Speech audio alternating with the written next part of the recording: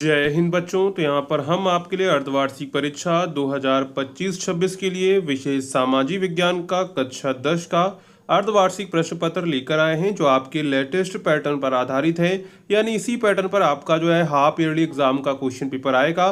तो आपको इसी पैटर्न पर अपने हाफ ईयरली एग्जाम की तैयारी करनी है, और इसमें जो भी हम क्वेश्चंस कराने वाले हैं वो भी आपकी एग्जाम के लिए इंपॉर्टेंट है। तो आप लोग इस वीडियो को पूरा एंड तक देखिएगा। अगर आपको ये वीडियो पसंद आती है तो वीडियो को लाइक एंड जो है चैनल को सब्सक्राइब करना मत भूलिएगा, जिससे आने वाली वीडियोस की नोटिफिकेशन आपको मिलती रहेगी।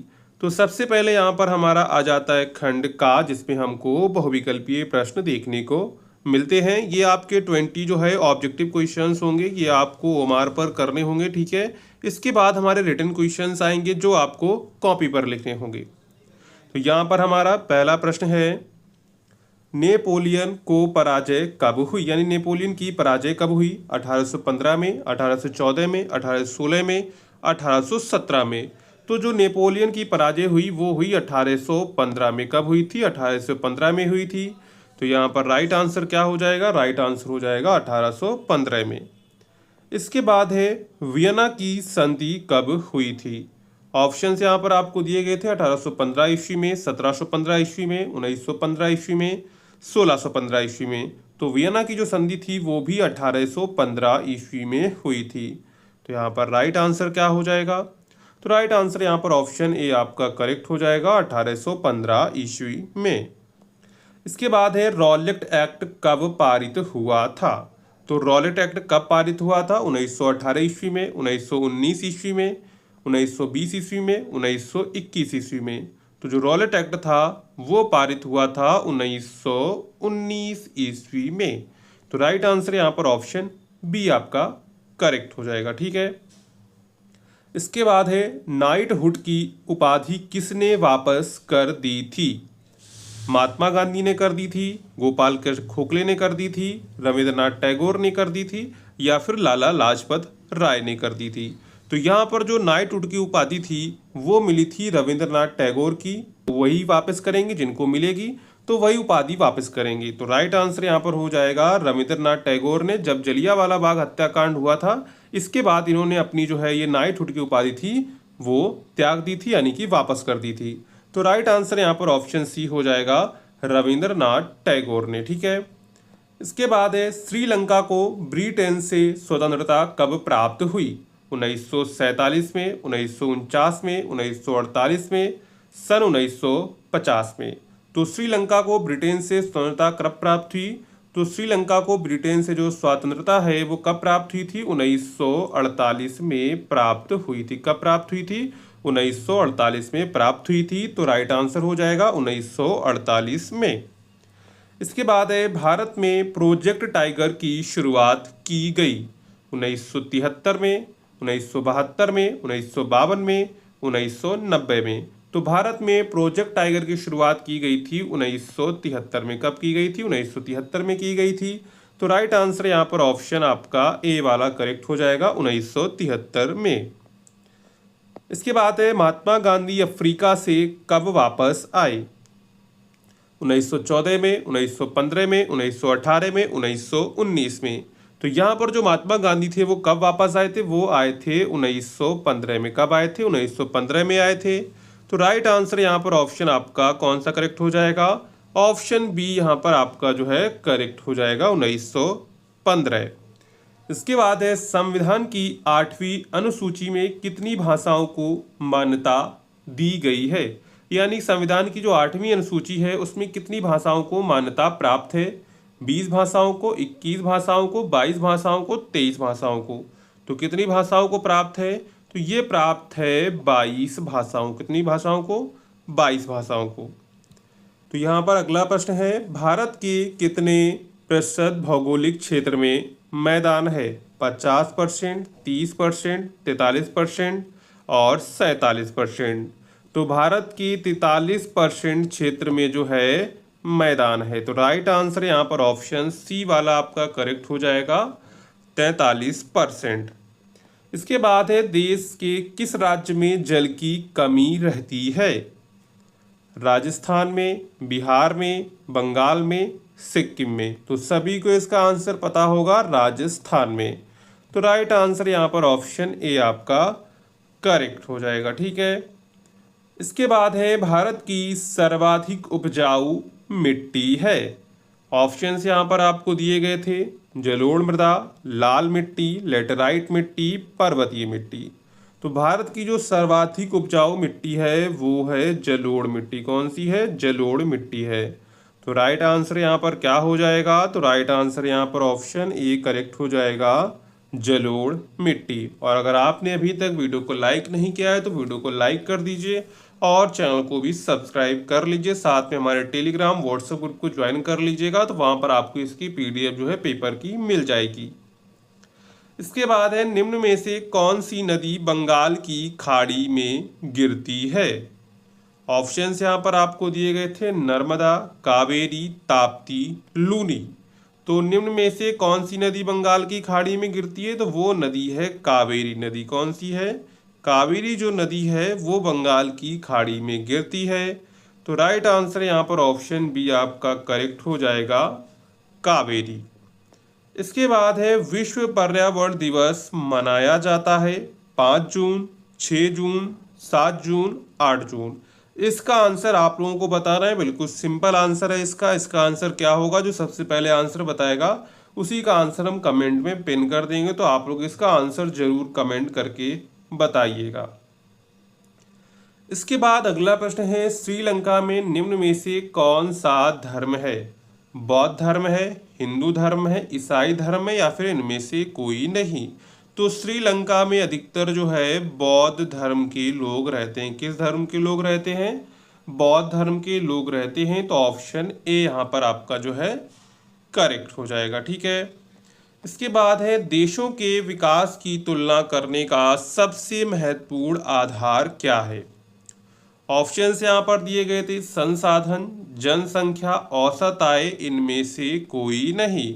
तो किसी भी देशों के विकास की अगर हमको तुलना करनी हो तो वहाँ की हम औसत आय देखते हैं या फिर प्रति व्यक्ति आय। देखिए दोनों का मतलब एक ही है, औसत आय या फिर प्रति व्यक्ति आय।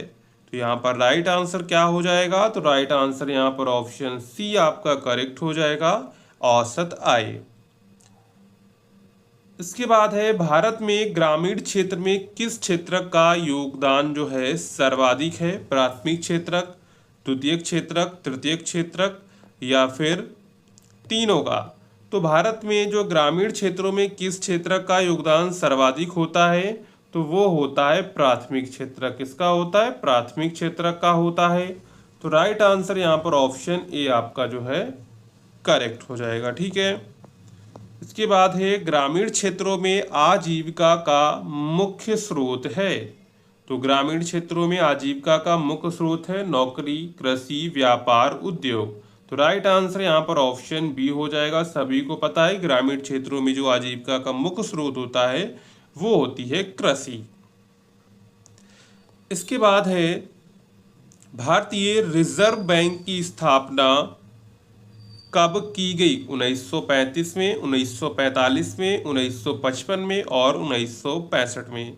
तो भारतीय रिजर्व बैंक की स्थापना की गई थी 1935 में। कब की गई थी? 1935 में की गई थी। तो राइट आंसर यहाँ पर ऑप्शन ए आपका करेक्ट हो जाएगा। ठीक है। इसके बाद है, निम्नलिखित में से किसे औसत आय भी कहा जाता है? राष्ट्रीय आय को, प्रति व्यक्ति आय को, कुल आय को, सभी को? तो राइट आंसर यहाँ पर हो जाएगा प्रति व्यक्ति आय। ऑप्शन बी यहाँ पर आपका करेक्ट हो जाएगा। ठीक है। इसके बाद है, मानव विकास रिपोर्ट किसके द्वारा पेश की जाती है?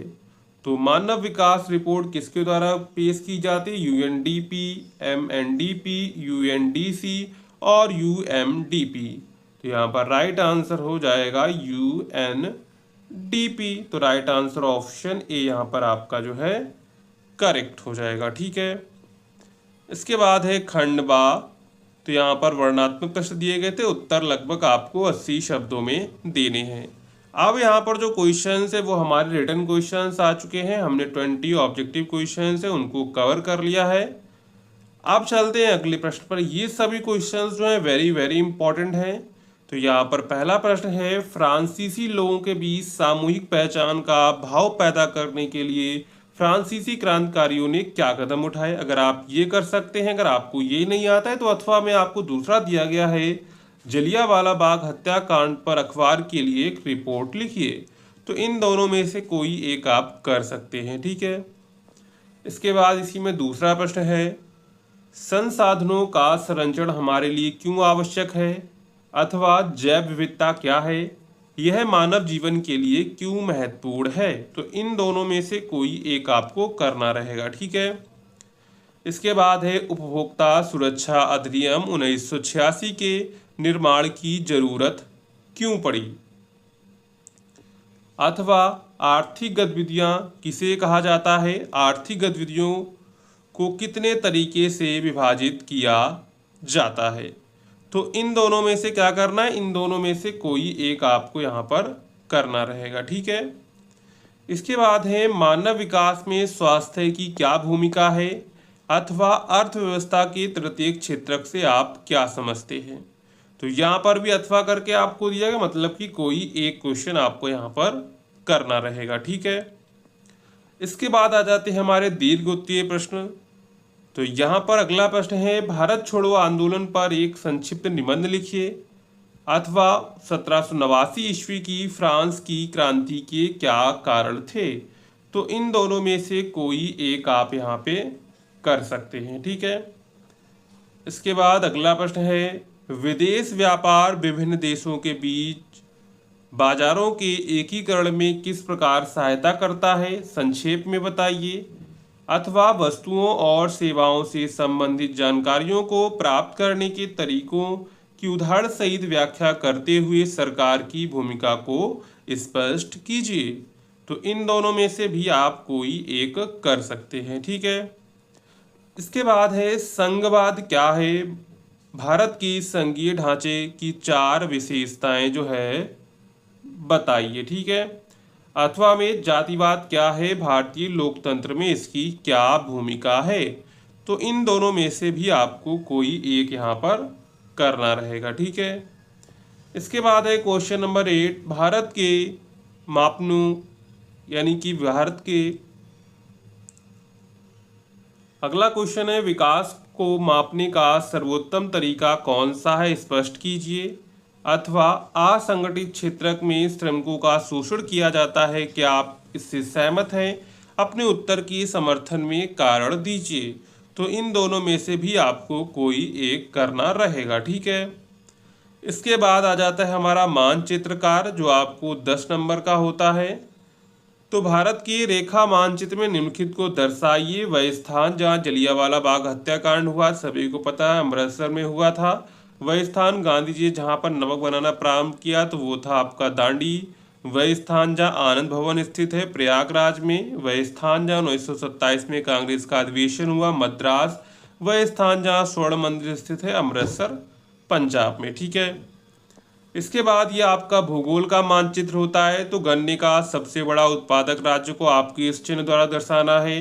कोई चाय उत्पादक क्षेत्र इस चिन्ह द्वारा, कॉफी का सबसे बड़ा उत्पादक राज्य इस चिन्ह द्वारा, सलाल बांध को इस चिन्ह द्वारा, राणा प्रताप सागर बांध को इस चिन्ह द्वारा आपको दर्शाना रहेगा, ठीक है। तो ये आपका पूरा साइंस का हाफ ईयरली क्वेश्चन पेपर हो जाता है। अगर आपको ये वीडियो पसंद आई हो तो वीडियो को लाइक करिएगा, चैनल को सब्सक्राइब करिएगा और दोस्तों में शेयर करना मत भूलिएगा, ठीक है। तो चलिए मिलते हैं अगले वीडियो में।